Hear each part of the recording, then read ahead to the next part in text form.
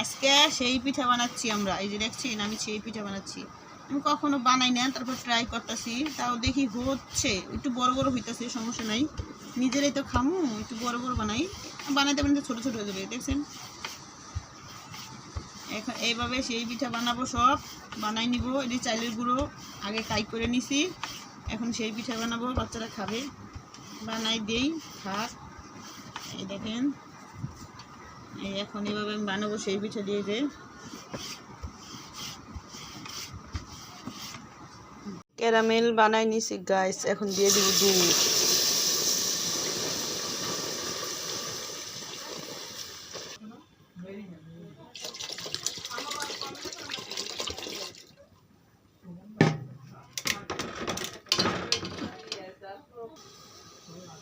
দিয়ে দিলাম তেজপাতা, দারচিনি, এলাচ এখানে গাইস দেখেন।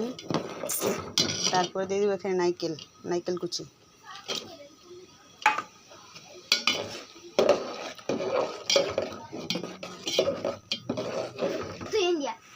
এই যে সেই পিঠা দেখেন, যেগুলো বানাইছিলাম এগুলো এখন রান্না করব আমি।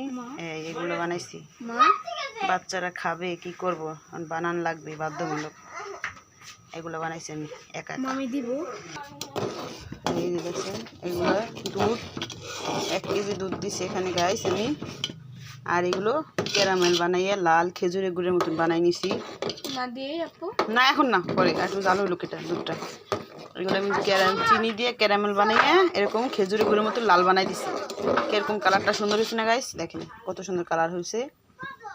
সে চিনি দিতে লাগে না, একদম লাল লাল কালারটা সুন্দর লাগে। খেজুর গুড় দিছি, কিন্তু আমি ক্যারামেল বানাই নিছি চিনি দিয়ে।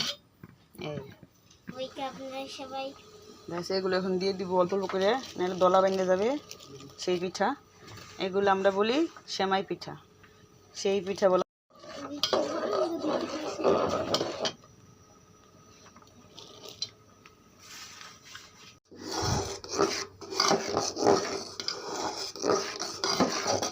গাইছে দেখুন আমার সেমাই রান্না হয়ে গেছে, ঘন হয়ে যেতেছে।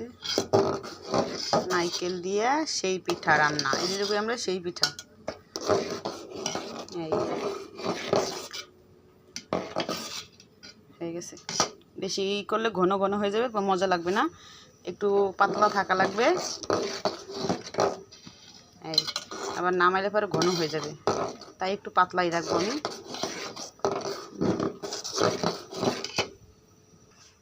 গাইস সেমাই পিঠা রান্না শেষ। এই যে আমার সেই সুন্দর গ্রান আসতেছে, এই দেখছেন। এদিকগুলো সেমাই পিঠা ঢেলে নিছি, এই